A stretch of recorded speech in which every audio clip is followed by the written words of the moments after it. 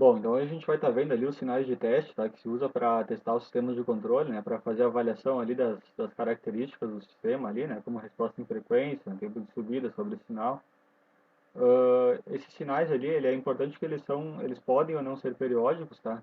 Mas o mais importante é que eles são matematicamente descritos por uma função e possuem uma transformada de Laplace, tá? Então, para a gente estar lidando ali com blocos ali, de sistemas de controle, a gente está representando eles no domínio S, é importante que a função, né, o sinal de entrada também tenha uma representação no domínio S e que seja matematicamente conhecido, né?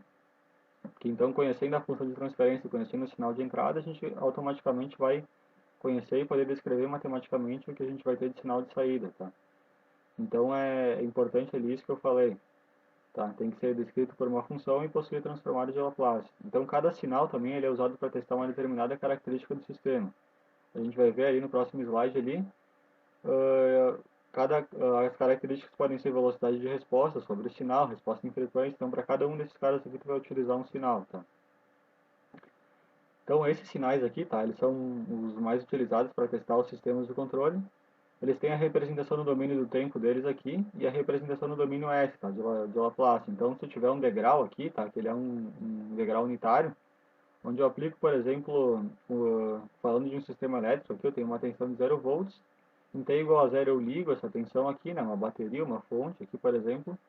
E com o T tendendo ao infinito, ele fica sempre me jogando aqui essa tensão constante, né? Ele fica sempre em 1. Então, L1 para T maior ou igual a zero e é 0 para T menor que zero, né? Essa função aqui ela é muito importante, tá? Porque ela vai estar me dizendo ali as especificações ali referentes à resposta transiente do meu sistema, tá? Quando eu quero testar, por exemplo, sobre sinal do meu sistema, uh, frequência natural amortecida, que a gente vai estar vendo depois que são características de sistema de segunda ordem, tá? Quando eu quero testar a velocidade de resposta do meu sistema, basicamente, né, o quanto ele responde a uma entrada brusca, que varia bruscamente, que nem o degrau aqui, eu uso esse cara aqui, tá? Então ele é utilizado para avaliar as características transientes ali da resposta do meu sistema, né? E para ver o quão rápido o meu sistema aqui ele é capaz de seguir uma entrada que varia bruscamente, tá? Se a gente olhar desses sinais aqui, né, deixando de lado um pouco o impulso aqui, se a gente comparar esses sinais aqui, o que tem a variação, a taxa de variação mais brusca, né? Vai ser com certeza o degrau aqui, né? Esse aqui vai estar variando linearmente, esse aqui vai estar variando de acordo com uma função quadrática, e aqui eu tenho uma senoide, né? Que é uma função suave, né? Ela não tem variações bruscas. Então, para testar a velocidade do meu sistema, o quanto ele demora para reagir a uma entrada mais brusca possível, né? E o quanto ele vai gerar de sobressinal, o quanto ele vai oscilar, é intuitivo, né? É que a gente utiliza uma função ali que tenha, né? Uma característica, né, de descontinuidade aqui, né? De mudança rápida, que é abrupta, que nem o degrau unitário. Então ele é degrau fundamentalmente é utilizado para medir características de resposta transiente do sistema, tá? E depois quando o t tende a infinito, o sinal não muda mais. Então é relativamente, entre aspas, fácil para o teu sistema conseguir seguir esse sinal de entrada aqui, né? Isso tem a ver com o tipo do sistema, né? Depois a gente vai ver o número de integradores, mas é mais fácil para o sistema seguir esse sinal aqui no regime permanente, né? Do que seguir esses caras aqui. Então, esse cara aqui, como eu falei, né, repetindo, ele é utilizado para medir a velocidade de resposta do sistema a uma entrada que varia bruscamente, né? Quanto o sistema vai demorar para reagir a uma entrada que variou como um degrau aqui na entrada, né? E depois, no regime permanente, geralmente, não te interessa tanto mais a resposta, mas o regime transiente, né, na saída que é gerada pela aplicação de um degrau na entrada. Para rampa, tá? Para rampa e para parábola, aqui o que interessa, tá? São como são sinais que estão variando continuamente, principalmente a parábola, né? A taxa de variação da parábola, ou derivada da parábola, é justamente a rampa. E a derivada da rampa é justamente o degrau, tá? Então, quando tu quiser testar o teu sistema no regime permanente, né? Se ele consegue seguir uma entrada que está variando sem parar aqui, que nem, por exemplo, a rampa, né? Variando linearmente, tu aplica uma rampa na entrada. E geralmente o regime transitório não te interessa tanto, tá? Nesse cara aqui, tu vai ter um regime transitório na saída, mas quando tu usa uma rampa, geralmente o que te interessa é medir o erro, tá? O quanto, por exemplo, se eu botar o sinal de saída junto aqui, eu poderia ter um sinal que estaria subindo aqui, mas abaixo dessa linha aqui, então teria um erro de regime permanente. Ou eu poderia ter um sinal que estaria seguindo exatamente essa linha aqui, com erro nulo em regime permanente. Então a rampa, tá? Ela vai estar me testando ali a característica de resposta de regime permanente do meu sistema, tá? Então, para o sistema vai ser mais difícil, entre aspas, seguir uma rampa, por exemplo, do que seguir um degrau, porque o degrau não varia mais, já a rampa ela está variando continuamente. Aí, se eu quiser aumentar, né, a dificuldade do meu sistema ali, de seguir um sinal de entrada que está variando de acordo com uma parábola, né?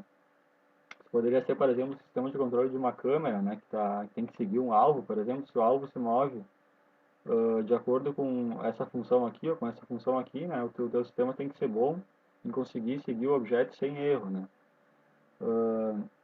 Então, para seguir esse cara aqui, tá, o meu sistema vai ter que ter um tipo maior, vai ter que ficar mais difícil, entre aspas, para o sistema seguir esse sinal aqui do que esse sinal aqui, porque a taxa de variação dele vai ser linear, né, vai ser uma reta aqui, enquanto que a taxa de variação desse cara aqui era uma constante. Então, eu aumento ali o grau de dificuldade do sistema, né, quando eu coloco uma parábola aqui. Então, o que me interessa aqui também, vou ter um transitório, mas o que me interessa é o regime permanente aqui. E quando eu tenho aqui um sinal senoidal, quando eu aplicar um sinal senoidal, tá? Geralmente não me interessa também o transiente que eu vou ter ali depois de aplicar a senoide, tá? Geralmente, pode ser que interesse. Mas quando a gente aplica uma senoide, a gente quer medir, tá? O regime permanente da saída, né? O quanto a saída está defasada, o quanto que ela está atenuada ou amplificada em relação à senoide de entrada, né? Considerando que o sistema é linear, ele não muda, né? A forma de onda da saída.